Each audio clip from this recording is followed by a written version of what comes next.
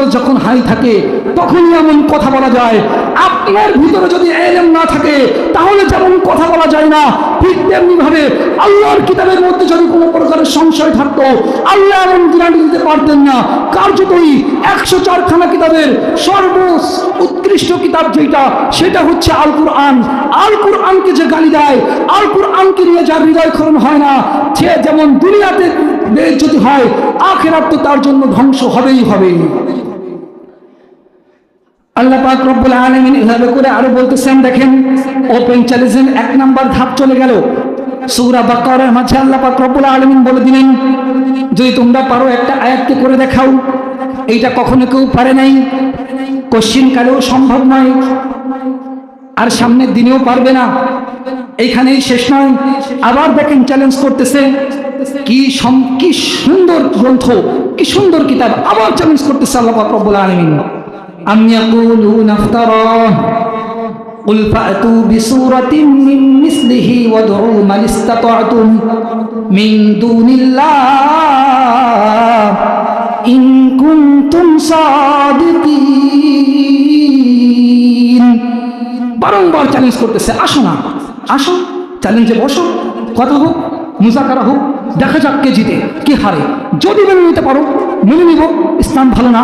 যদি দেখাইতে পারো, বাইবেলকে যদি প্রমাণ করাইতে পারো, তাওরাত যদি প্রমাণ করাইতে পারো, কোনো কিতাবকে যদি কোরআন শিবের আগে নিতে পারো, সঙ্গে সঙ্গে চ্যালেঞ্জ করতেছে ওই কিতাবকে ছেড়ে দিয়ে আজকে অন্যত্র চলে যাব। কোনো কাফের, কোনো বেদুইন, কোনো পৃথিবীর কোনো পাণ্ডিত্য, বর্তমান সময়ের কোনো পাণ্ডিত্য এই গ্রন্থের ব্যাপারে কোনো কারের মতবাদ করতে পারে না। কারণ এই গ্রন্থ এত সুন্দর। কারি আব্দুল বাসের যখন ক্লাস পড়তেন কেমন যেন চোখের কোনা দিয়ে অটোমেটিকলি পানি ঝরতো। এই গ্রন্থ এত সুন্দর, যখন তারাবিতে তেলাওয়াত করা হয় যেন অটোমেটিকলি হৃদয়ের মূল কুঠায় এই কোরআনের ভাবমূর্তি অটোমেটিকলি চলে আসে, কান্না রিহার্সেল চলে আসে, মজা অটোমেটিকলি চলে আসে, ঘুমের ঘরে ঘুম চলে আসে। কি সুন্দর সিকোয়েন্স দিয়ে তৈরি করেছেন, একের বাই এক, পড়বেন আর আসবে, পড়বেন আর আসবে। আল্লাহ পাক বলতেছেন, আমি ইয়াকুলুনা ইফতারা, তোমরা কি মনে করো এটা মানব রচিত করেছে, কোনো মানুষ করেছে? যদি তাই মনে হয় ফাতু বিসূরাতিন মিন মিসলি, করো না একটা সূরা নাযিল করো না। প্রথম চ্যালেঞ্জের পর দ্বিতীয় চ্যালেঞ্জ দেখেন, তারপরে কি বলতেছে, ওয়াদউ মান ইসতাতা'তুম মিন দুনিল্লাহ, আল্লাহ ছাড়া তোমাদের সাহায্যকারী যে থাকুক নিয়ে আসো, যত বড় লিডার থাকুক নিয়ে আসো, বিধর্মী যে থাকুক নিয়ে আসো, জিনদেরকে আনবা, যাদেরকে আনবা, সমগ্র বিশ্বকে একত্রিত করো। তারপরেও দেখবা ইসলামের মতো একটা সূরা নাযিল করা সম্ভব নয়, সূরা কাউসার আরেকবার বানানো সম্ভব নয়। কত সুন্দর!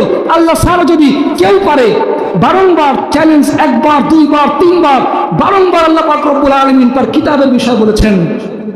যখন এই কোরআনকে নাযিল করা হয় অন্যত্র আয়াতে, তখন জিনদেরকে সামনে নিয়ে আল্লাহ পাক রব্বুল আলামিন কোরআনকে নাযিল করে শোনান, কোরআন তেলাওয়াত করে শোনান। তখন জিনরা বললেন, ইয সামি'তুম হাত্তা ক্বালু, যখন আল্লাহ পাক রব্বুল আলামিন জিনদের সামনে কোরআনকে তেলাওয়াত করতে শুরু করলেন, তখন বললেন, ইন্না সামি'না কুরআনান আজাবা।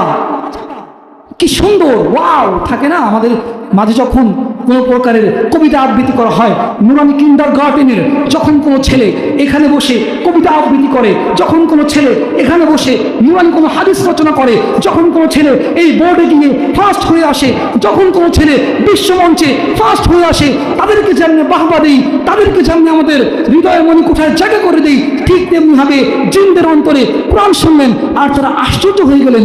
ইন্না সামি'না কুরআনান আজাবা, এত সুন্দর গ্রন্থ হতে পারে, ওয়াও কত সুন্দর, আল্লাহু আকবার। আল্লাহ পাক রব্বুল আলামিন একদিনে এটার আসলে এটা গুরুত্ব বললে অনেক সময় শেষ করা সম্ভব নয়। মাত্র কোরআনের ডেফিনিশন দিচ্ছি, কোরআনের মুজিজা অ্যাভেলেবল কত জায়গায় যেটা আছে আপনি ভাবতেও পারবেন না। এভরি ওয়ার্ড ইজ পিওর, এটার মধ্যে কোনো ভেজাল নাই, নির্ভেজাল গ্রন্থ, কোনো সন্দেহ নাই, কোনো অবকাশ নাই, সকল সমস্যার সমাধান পাবেন। The solution to all problems in the holy Quran. এই গ্রন্থ শুধুমাত্র দর্শনদের জন্য তা নয়, বিজ্ঞানীদের জন্য তা নয়, মুসলমানদের জন্য, শুধু মুসলমানদের জন্য নো, আপনি এখান থেকে বিধর্মীরাও চাইলে এটার থেকে উপদেশ গ্রহণ করতে পারে। কি সুন্দর! আপনি চাইলে সর্বক্ষেত্রে, সর্ব জায়গায় এই কোরআনকে আপনি অনুকরণ করে আপনি আপনার সামাজিক জীবন আপনি সাজাতে পারবেন। আপনি ভাবতেও পারবেন না আপনার এই জীবনকে উজালা করে দিবে, মর্যাদাবান করে দিবে ওই আল্লাহ পাক রব্বুল আলামিন। এই কোরআনের সংস্পর্শে এসে কোরআনের তেলাওয়াত শুনে ওমরের মতো পাথর মানুষ পর্যন্ত ইসলামে দাখিল হয়ে গিয়েছে। এই কোরআনের তেলাওয়াত শুনে কত বিধর্মীরা পর্যন্ত ইসলাম গ্রহণ করতেছে।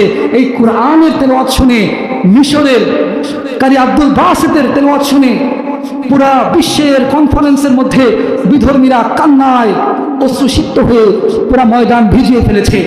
কি সুন্দর কোরআন! এই কোরআন পাঠ করা হয় যেই মাদ্রাসাগুলায়, সেখানে আঘাত করতে চায় বিধর্মীরা, সেখানে আঘাত করতে দেওয়ার সুযোগ নাই। তিনসারা গ্রাম বরাবরই আমার প্রিয় একটি গ্রাম। এখানে আলহামদুলিল্লাহ ইসলাম প্রিয় ভাই বোনেরা অনেক বেশি, মাদ্রাসার প্রতি মহব্বত খুব বেশি। আর যেহেতু হাফেজ হওয়া আমার এখানে, সেজন্য কোরআন নিয়ে কথা বলছি। সুতরাং আমাদের যদি কোনো সমাধান পেতে হয় কোরআন থেকে নিব। কেউ যদি আপনাদেরকে বলে যে কোরআন তো ব্যাকডেটেড, অনেক আগের ধর্ম, এটাকে আপনারা কর্ণপাত করবেন না। আগের ধর্ম হওয়ার পরেও 14,000 বছরের পরেও যে কোরআনের প্রাদুর্ভাবে বিধর্মীরা কান্না করতে পারে, এই কোরআন যদি পুরো সারা বিশ্বে যতদিন থাকবে, এই মুসলিম উম্মাহ যতদিন থাকবে, এই কোরআনের সৌন্দর্য ততদিন থাকবে। সমাধান সমাধান চাও যদি জীবনে মরণে, ফিরে যাও খুঁজে নাও চোখ রাখো কোরআনে। প্রত্যেকটা বিষয়ে সমাধান কোরআনে খুঁজতে হবে। সমাধান পাওয়ার জন্য কোরআন ছাড়া অন্য কোনো জায়গা মুসলমানদের কাম্য নয়। দেখবেন পৃথিবীতে সবচেয়ে পঠিত, সবচেয়ে বেশি পাঠ করা হয় যে গ্রন্থ, এটা হচ্ছে আল কোরআন। আপনারা বলতে পারবেন পৃথিবীতে এত বেশি পড়া হয় আর কোনো বই আছে? আর কোনো বই এত পড়া হয় না। তিনসারা গ্রামেই তাকান, এই যে একটা মাদ্রাসা, পাশে পরানপুর একটা মাদ্রাসা, থানায় কতগুলো মাদ্রাসা, হাজার হাজার ছাত্র আছে একটা থানায়। এরা প্রতিদিন সকালে উঠে তাহাজ্জুদের আগে বসে কোরআন তেলাওয়াত করে, সারা দিন পর্যন্ত কোরআন তেলাওয়াত করে। শুধু তাই নয়, এখান থেকে যদি আপনি চিন্তা করেন ঢাকা শহরে প্রত্যেকটা অলিতে গলিতে হাফেজে কোরআন। আর শুধু তাই নয়, শুধু বাংলাদেশ নয়, পুরা বিশ্বের মাঝে এমন লক্ষ লক্ষ হাফেজে কোরআন আল্লাহ পাক রব্বুল আলামিনের বরকতে এত সুন্দর মহিমান্বিত কোরআনের সংরক্ষণকারী পুরা বিশ্বের মাঝে আছে। কুরআনুল কারীমকে যদি চালিয়েও দেওয়া হয়, এই হাফেজে কোরআনদের এটাকে লিপিবদ্ধ করতে একদিনও সময় লাগবে না। পুরা বিশ্বের মধ্যে প্রচুর পরিমাণের হাফেজে কোরআন। এত বেশি পঠিত অন্য কোনো বই পৃথিবীতে নাই। যদি এটার গুণ নাই থাকতো, তাহলে এই বইকে এত সুন্দর মুখস্থ করতে এত মানুষ কখনো পারতো না। এত মানুষ এই বইকে মুখস্থ করতে পারতো না। তার মানে কিছু না কিছু আছে।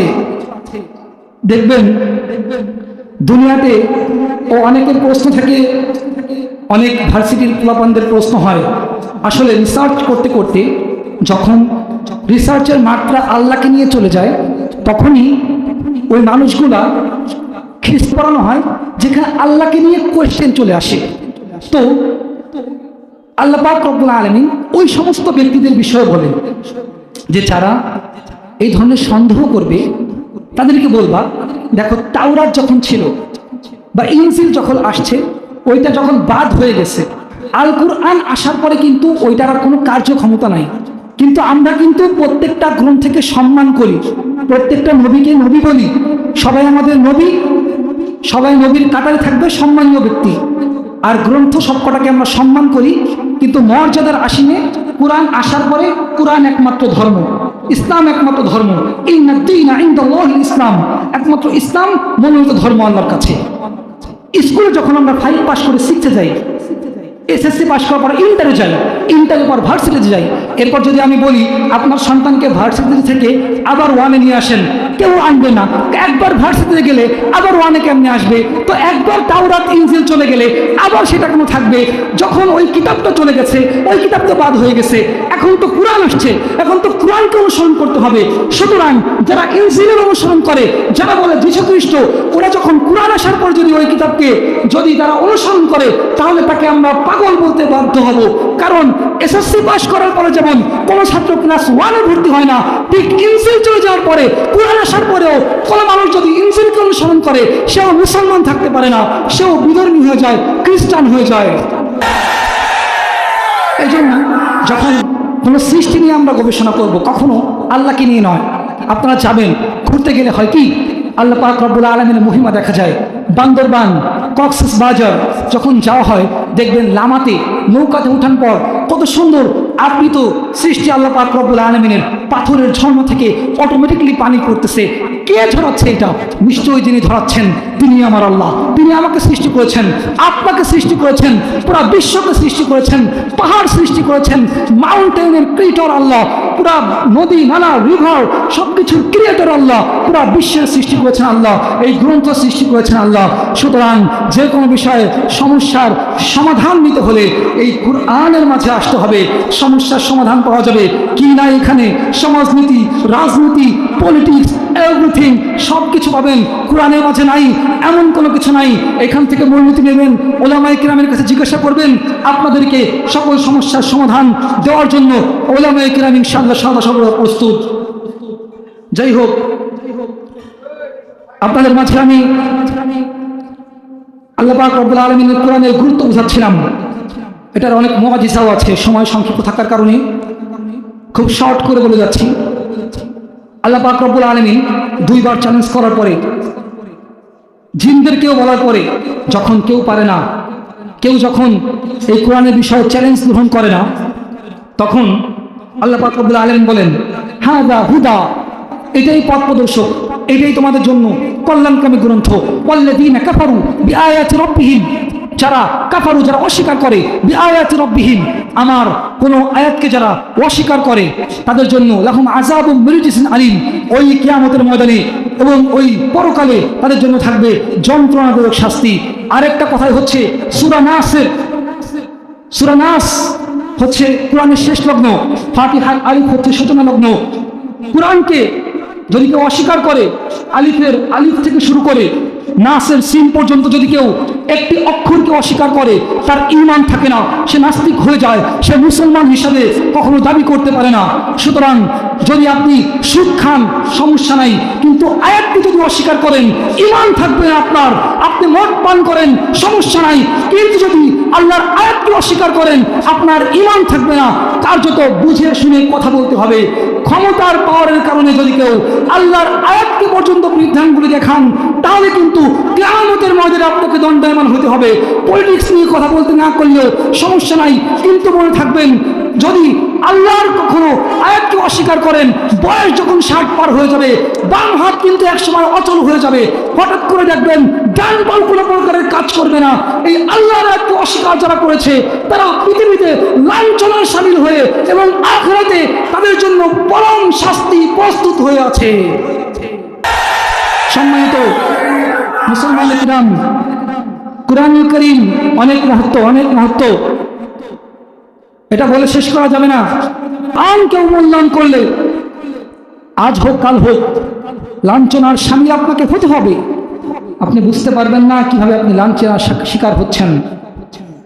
গতকালকের আপডেট একটা ঘটনা, বাংলাদেশ বিসিবি বোর্ডের মধ্যে বিপিএল নিয়ে একটি সমস্যা হয়েছে, স্পোর্টস রিলেটেড। তাদের বেতন নিয়ে কথা হয়েছে, তারা খেলাকে বয়কট করেছে। পক্ষান্তরে বিপিএল কমিটি এবং বিসিবির কমিটি ওই লোকটাকে অন্য সেক্টরে পদার্পণ করে দিয়েছে। তাদের আবদার একদিনে মেনে নিয়ে ক্ষমতা আছে, তাদের একটা পলিটিক্যাল ক্ষমতা আছে। আমার কথা হচ্ছে, বিসিবি আবদার করার পর, ক্রিকেটাররা আবদার করার পর যদি একদিনের মধ্যে সমস্যার সমাধান হতে পারে, তাহলে কিছুদিন আগে কুরআনকে অবমাননা করেছে আলোচিত যে বাউল, কুরআনকে নাচকে যে নাচ বলেছে, বাংলার প্রতিটা মুসলমানের অন্তরে যারা আঘাত করেছে, লক্ষ কোটি মুসলমানের অন্তরে যারা আঘাত করেছে, পুরা বিশ্বের মাঝে লক্ষ লক্ষ হাফেজদের বুকে যারা লাথি মেরেছে, তাদের শাস্তি কোথায়? একদিনের মধ্যে যদি রাজনৈতিক কোন কারণকে সমাধান করা যায়, আল্লাহর গ্রন্থকে যারা পড়াচ্ছে তাদের শাস্তি কোথায়? নর্থ সাউথ ইউনিভার্সিটিতে যখন আল্লাহর কুরআনকে নিয়ে ব্যঙ্গ করা হয়, তাকে কেন অন্যত্র পাঠিয়ে দেওয়া হয়, তাকে কেন পাগল বলে সমাজের মধ্যে চালিয়ে দেওয়া হয়? এইটা কি মনে করেন শুধু আমাদের দাবি? না, আলেমদের দাবি নয়, শুধু পুরা মুসলিম উম্মার দাবি। এটা যদি আপনারা পালন না করেন, কিয়ামতের ময়দানে যারা লিডার আছেন তারা কাঠ গড়ায় দাঁড়াতে বাধ্য হয়ে যাবেন। আর আমরা কেন বলি জানেন? কুরআনটা, আল্লাহর কুরআনটা অনেক ভক্তি সহকারে সেই ছোটবেলায় মুখস্থ করেছি। ভোর 4টায় উঠে 3-4 বছর একাধারে কুরআনুল কারীমের তাসবিহ পাঠ করেছি। প্রতিদিন আল্লাহর তাসবিহ শোনার জন্য আমরা কুরআনকে বেছে নেই, লক্ষ লক্ষ বার তেলাওয়াত করি আমরা। আপনারা কুরআনকে অবহেলা করা মানে আমাদের বুকে লাথি মারা। আর বুকে যখন লাথি মারবেন তখন সেলফ ডিফেন্সের জন্য, আত্মরক্ষার জন্য প্রতিবাদ আমরা করবই। এতে যদি আমাদের জেল হয় কিছু যায় আসে না, কারণ আমরা প্রতিবাদ করছি ওই মহিমান্বিত কুরআন, আল্লাহ পাক রব্বুল আলামিনের কুরআনের জন্য। সম্মানিত উপস্থিতি, বিষয়টা বুঝাচ্ছি কুরআনটা কোন জায়গায় রাখা উচিত, কোন জায়গায় রাখছেন। কষ্টের বিষয় হলেও সত্যি, সমাজে শিক্ষিত বেড়েছে ঠিকই, কিন্তু শিক্ষিত হলেও শিক্ষিত হতে পারে নাই। এক পর্যায়ের কথা আছে, মানুষের মতো দেখা গেলেই মানুষ হয় না। আজ থেকে 30 বছর আগে এই রাস্তা দিয়ে যখন হাঁটতাম এত উন্নত ছিল না। আজ থেকে 30 বছর আগে যখন গ্রাম দিয়ে যাইতাম এত বেশি রাস্তা ছিল না। আজ থেকে 30 বছর আগে যখন আপনি চিন্তা করবেন এই উন্নয়নশীল দেশ এত উন্নত ছিল না, ওয়াইফাই কানেক্টেড ছিল না। ওই সময় দেখবেন সেলফোন ছিল না, মেটা ছিল না, অ্যান্ড্রয়েড ছিল না, ইউটিউব ছিল না, কিন্তু মানুষ ঠিকই মানুষ ছিল, মানবতা বিদ্যমান ছিল। আজকে মানুষের মনে মানুষ তো মানুষ নাই, মানুষ হয়ে গেছে হিংসাত্মক পশু। একটা কাক কখনো কাককে স্বীকার করে না, আর মানুষ মানুষকে কপিয়ে মারতে একবারও চিন্তা করে না। এটাকে মানুষ বলে না, এটাকে মানুষ নামক বলে, অমানুষ ছাড়া কিছুই নয়। 2-4 হাত পা থাকলে এটাকে মানুষ বলা হয় না। যে শিক্ষা আপনাকে নীতি নির্ধারণ করে না, যে শিক্ষা আপনাকে টিচারদের সাথে বেয়াদবি করতে শেখায়, সেই শিক্ষাকে কখনো শিক্ষা বলা যায় না। ওপেন চ্যালেঞ্জ করলাম, কমের কোনো সন্তানরা শিক্ষকদের গায়ে হাত দূরের কথা, শিক্ষকদের সামনে কখনো আসন দিয়ে বসার সাহস করে না। আর কার্যত শিক্ষা ব্যবস্থার দিকে তাকান, ভার্সিটির ভিসি পর্যন্ত গলার জুতার মালা বানিয়ে ভিসিকে পদত্যাগ করানো হয়। এরপরে যদি না বুঝেন, বোঝানোর আর কোনো ভাষা নাই। যে বুঝে তাকে বোঝানো যায়। একটা দেশে এক রাজা ছিল, সে ঘোষণা করলো 2 আর 2 যে আমাকে বোঝাতে পারবে তাকে আমার কন্যাকে তার সাথে আমি বিয়ে দিব। তো সবাই তাকে বোঝানো শুরু করলো 2 আর 2 4 হয়। রাজা বলে কি না 2 আর 2 3 হয়, কারণ রাজা বুঝবে না 2 আর 2 যে 4 হয় সেটা বুঝবেই না। তো যে বুঝে না তাকে বোঝানো যায় না। এটাকে বলে জাতে মাতাল তালে ঠিক। সামনে এসে বলবে হ্যাঁ হুজুর মহব্বত করি, কোরআনকে অনেক ভালোবাসি। পক্ষান্তরে পিছনে গিয়ে দেখবেন আপনার পিছনে ওই সকল মুনাফিকরাই আপনার পিছনে গিয়ে আপনার বদনামে লিপ্ত হয়ে যাবে। এটাকে ইসলাম বলে না। জীবন একটা, মৃত্যু একটা। মরে যাবেন, চিরকাল এখানে থাকবেন না। সময় সংক্ষিপ্ত থাকার কারণে অনেক কিছুই বলতে পারছি না, আর অনেক কিছুই বলার ছিল। আরেকটা কথা বলে যাই, দেখেন বুঝর মিনা আল্লাহ রাসূলকে কবি বলতো। কবি কি বলতো? কবি যখন কুরআন তেলাওয়াত করতো তখন বলতো এটা ম্যাজিক্যাল ওয়ার্ড, এটা কোনো জাদুকর মুহাম্মদ। তখন আল্লাহ কি বলতেছেন?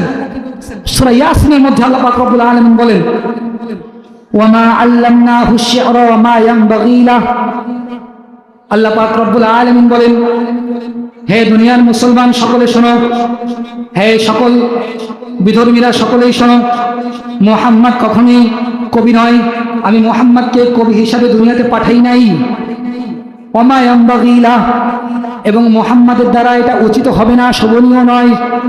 ইন হুয়া ইল্লা যিকরু ওয়া কুরআনুম মুবিন, বরং এটা হচ্ছে একটি উপদেশ, একটি ঐশী বাণী। ওয়া কুরআনুম মুবিন, এমন কুরআন যার মধ্যে প্রত্যেকটা বিষয় সুস্পষ্টভাবে লিপিবদ্ধ করা হয়েছে। মুহাম্মদ সাল্লাল্লাহু আলাইহি ওয়াসাল্লাম ইজ নট এ পয়েট, কবি নয়, জাদুকর নয়, তিনি পুরা পৃথিবীর সর্বশ্রেষ্ঠ মানুষ। যে কোনো বিষয়ে আপনি মুহাম্মদ সাল্লাল্লাহু আলাইহি ওয়াসাল্লামের বিষয়ে কাউকে পাবেন না। কি বিষয় চান, সব বিষয় তিনি 100-তে 100। আপনি বাবা হিসাবে বলেন, স্বামী হিসাবে বলেন, যা বলেন সব কিছুই তিনি 100-তে 100। As a father, as a husband, as a lawyer, as a leader, as a commander, as a reformer of the society, is the Muhammad sallallahu alaihi wasallam Superman in the world. বাবা হিসাবে, স্বামী হিসাবে, নেতা হিসাবে সর্বক্ষেত্রে মুহাম্মদ সাল্লাল্লাহু আলাইহি ওয়াসাল্লাম সুপারম্যান, পুরা পৃথিবীর সেরা। He is the boss of all bosses and the king of all kings. সকল রাজার রাজা তিনি, সকল বাদশার বাদশা তিনি, সকল বসের বস তিনি। He is the best human in the world. পুরা পৃথিবীর শ্রেষ্ঠ মানুষ তিনি। এই রাসূলকে গালি দেন। অন্যত্র আয়াতে আল্লাহ পাক রব্বুল আলামিন বলেন, আলিফ লাম রা কিতাবুন আনজালনাহু ইলাইকা লিতুখরিজান নাস মিনাজ যুলুমাতি ইলান নূর। হে মুসলমান শোনো, এই কিতাবটা আমি কেন নাযিল করছি? অন্ধকারাচ্ছন্ন মানুষদেরকে আলোর দিকে নিয়ে আসার জন্য আমি এই ঐশীবাণী পবিত্র আল কুরআনকে নিয়ে এসেছি। তৎকালীন সময়ে মক্কায় ছিল বেহায়াপনা, বেলেল্লাপনা, মদ্যপান, জিনা, ব্যভিচার, কন্যা সন্তানদেরকে জীবিত দাফন করা হতো। এই দাফন করার মাধ্যমে কন্যা সন্তানদের অধিকারকে হরণ করা হতো। এই অন্ধকারাচ্ছন্ন মানুষদের থেকে দিনের পথে আনতে আল্লাহ পাক রব্বুল আলামিন কোরআন নাযিল করেছেন। সময় সংক্ষিপ্ত থাকার কারণে কোরআনের ডেফিনেশন দিব না। একটা ঘটনা না বললেই নয়, আসলে শ্রোতা বোঝার থেকে বেশি পছন্দ করে ঘটনা শোনা। এটা আমরা বুঝি, কিন্তু আসল বিষয় হচ্ছে বুঝা। আজকে একটা ঘটনা শোনাই আপনাদেরকে কোরআনের মুআজিজা সম্পর্কে। চোখের পানি ধরে রাখার মতো ঘটনা না, অনেকেই চিনবেন। আল্লামা হুসাইন আহমদ মাদানী রহমতুল্লাহি আলাইহি কওমি অঙ্গনের এক সূর্য সন্তান, যার একমাত্র সুযোগ্য সন্তান আসাদ মাদানী রহমতুল্লাহি আলাইহি আওলাদ রাসূল আসাদ মাদানী। কোরআনের মুআজিজা শোনাচ্ছি। কোরআনকে শুধু পাঠ করলে নয়, কোরআনকে শুধু ভালোবাসলে নয়, কোরআনকে শুধু টাচ করলে নয়, কোরআনের প্রতি মহব্বত করলে, কোরআনের দিকে তাকিয়ে থাকলেও আল্লাহ তার জন্য কত সুন্দর পুরস্কার রেখেছেন এই ঘটনা শুনলে বুঝতে পারবেন। তো আওলাদ রাসূল বুজুর্গান দিন আসাদ মাদানী রহমতুল্লাহি আলাইহি সিরাজগঞ্জের একটি কারগুজারে উনি একটি ঘটনা উপস্থাপন করলেন।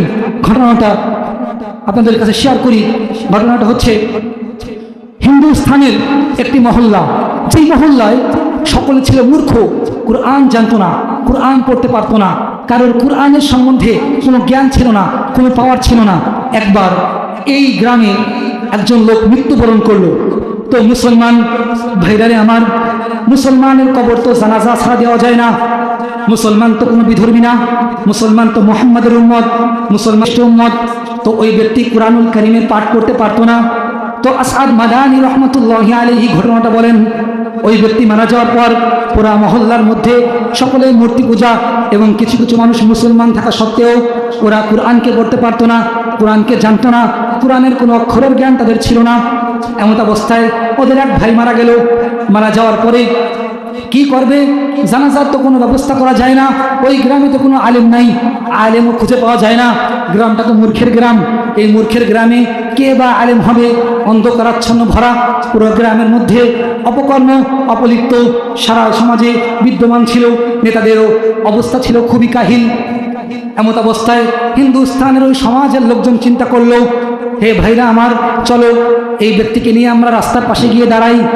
হয়তো রাস্তার পাশে গিয়ে দাঁড়ানোর কারণে কেউ না কেউ একজন আসবে। যখন কোনো আলেম কোনো ব্যক্তি আসবে, তাকে আমরা সুপারিশ করব, তার কাছে রিকোয়েস্ট করব। সে যখন এই আমাদের ভাইয়ের জানাজা করবে, জানাজা করার পরে আমরা তার দাফন কাফন করে দিব। সকলে মিলে মশওয়ারা করলেন। মশওয়ারা করার পরে পুরা মহল্লার সকলে মিলে ওই লাশকে নিয়ে রাস্তার কাছে গেলেন। ভাইরা আমার, ঘটনাটা একদম সত্যি। ঘটনাটা হচ্ছে হিন্দুস্তানের ঘটনা। ঘটনাটা পেশ করেন আসাদ মাদানী রহমতুল্লাহ আলাইহি, যিনি হুসাইন আহমদ মাদানীর একমাত্র সুযোগ্য সন্তান। সিরাজগঞ্জের মাটিতে এই ঘটনাটা তিনি বলেন। এভাবে করে যখন রাস্তার মাঝে গিয়ে সকলে মিলে লাশটাকে নিয়ে উপস্থিত হলেন, উপস্থিত হওয়ার পরে অনেক সময় দাঁড়ায় থাকার পরে যখন সময় পার হওয়ার পরে বিকাল গড়ালো, বিকালের দিকে দেখা যায় রাস্তা দিয়ে বাইসাইকেলে করে একজন লোক আসতেছে। লোকটাকে দেখেও আলেম মনে হয় না, কিন্তু কাছাকাছি আসার পরে দেখে লোকটার মুখ ভরা বিশাল বিশাল দাড়ি এবং মাথায় টুপি। তখন ওই সমাজের লোকজন বুঝতে পারলো হয়তো এই ব্যক্তি কোনো আলেম হবে বা কোনো বুজুর্গ ব্যক্তি হবে।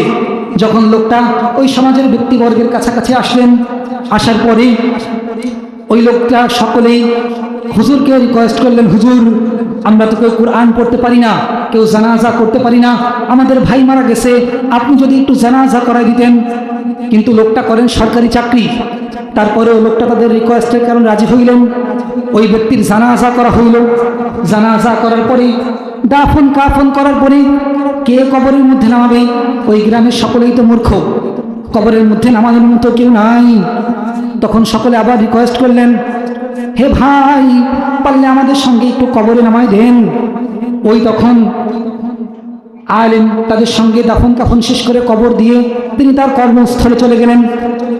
হে মুসলমান ভাইরা আমার, এইখানেই ঘটনা শেষ নয়, আসল খেল তো মাত্র শুরু। হে আবি তো আসাদ মাদানী রহমতুল্লাহ আলাইহি এভাবেই বলতে থাকেন। ওই আলেম যখন ওই সমাজে চলে গেলেন, যাওয়ার পরে ওই আলেম আবার অফিসে ঢোকার পরে তার আইডি কার্ড এবং কিছু গুরুত্বপূর্ণ কাগজ হারিয়ে ফেলে। হারিয়ে ফেলার পরে তো টেনশনে পড়ে যায়, আল্লাহ কি হবে আমার এখন, আমার চাকরি না চলে যায়। তখন ওই আলেম চিন্তা করলেন, অমুক গ্রামে তো আমি দাফন করে আসছিলাম, হয়তো আমার কাগজটা ওই গ্রামে পড়ে গিয়েছে। তখন ওই আলেম ব্যাক করা শুরু করলেন। প্রতিমধ্যে আসতে আসতে খুঁজতে খুঁজতে ওই কাগজকে খুঁজতে থাকেন, কিন্তু কোথাও কাগজটা পান না। পরে ওই সমাজের সকলের কাছে যান, গিয়ে বলেন, ভাইরা আমার, আপনাদের তো আমি অনেক উপকার করছি, এখন আমি তো অনেক বিপদে পড়ছি, আমাকে কি একটু উপকার করা যায় কিনা? তখন ওই সমাজের সকলে বলেন, হ্যাঁ ভাই, আপনি তো আমাদের অনেক উপকার করছেন, বলেন কেমন ধরনের উপকার আপনি চান? তখন উনি বলে, আমি তো আমার কাগজকে হারাই ফেলছি, সম্ভবত আমি যখন নিচু হয়েছিলাম ওই কাগজটা কবরের মধ্যে চলে পড়ে গেছে। তখন ওই গ্রামের মানুষ তো জাহেল মূর্খ, তারা বলে যে হুজুর, যদি শরীয়তের কোনো সমস্যা না থাকে তাহলে আমাদের কোনো আপত্তি নাই, চলুন আমরা কবরকে খুঁজে আপনার কাগজকে বের করার চেষ্টা করি। কবরটা যেহেতু মাত্র 30 থেকে 40 মিনিট আগে দেওয়া হয়েছিল, ঘন্টাও পার হয় নাই, 4 থেকে মাত্র আধা ঘন্টার মধ্যে মাত্র কবর দিয়ে যখন ওই লোকটা চলে গেলেন। সময় সংক্ষিপ্ত, আলোচনা সামারি করছি, শর্ট করছি।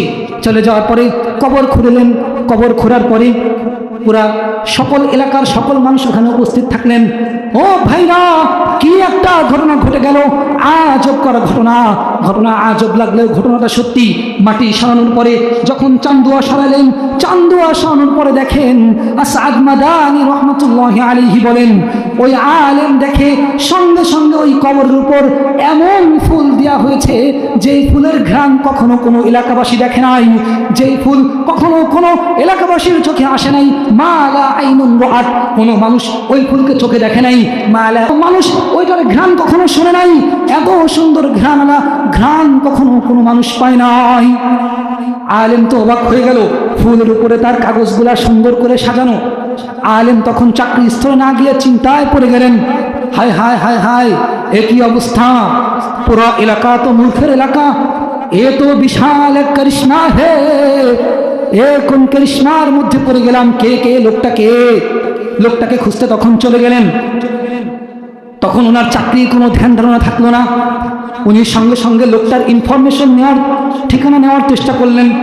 ঠিকানা নেওয়ার জন্য যখন উনি চলে গেলেন, ওনার বাসায় যাওয়ার পরে জানতে পারলেন ওনার আপনকে ওনাই আছে একমাত্র কন্যা।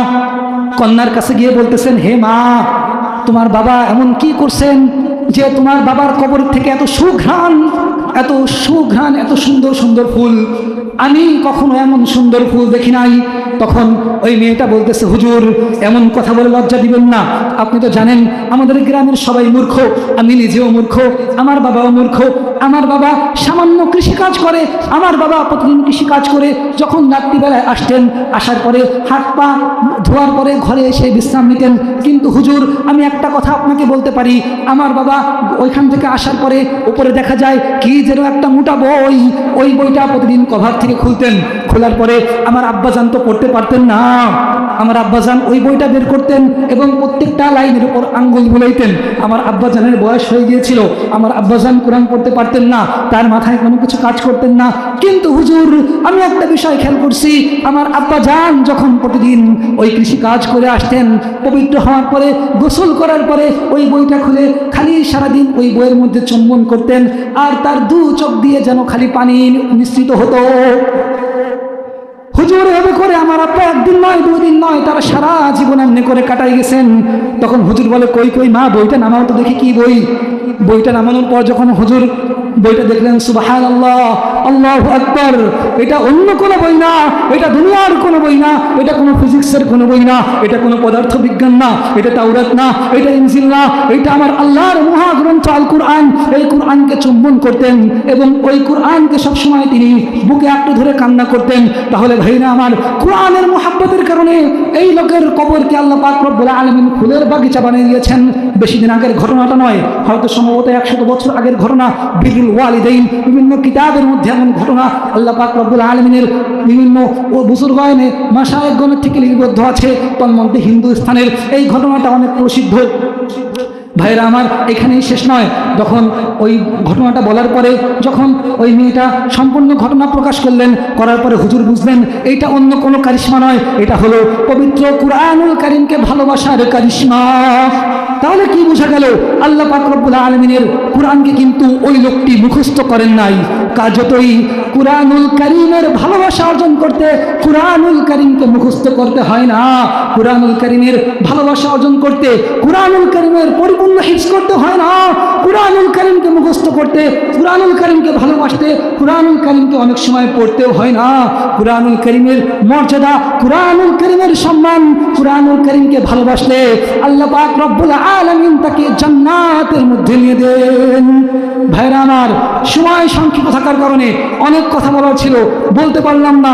সর্বশেষ কথা বলি, বাচ্চাদেরকে ইন্টারনেট ফেসবুকে বেশি দাখিল না করে সিরাত পড়ান, গ্রন্থ পড়ান, কুরআনকে দেন, কুরআনকে রিসার্চ করান, কুরআনের শিক্ষা দেন, তাহলে ইহকাল এবং পরকাল উভয়টি সফল হবে ইনশাআল্লাহ।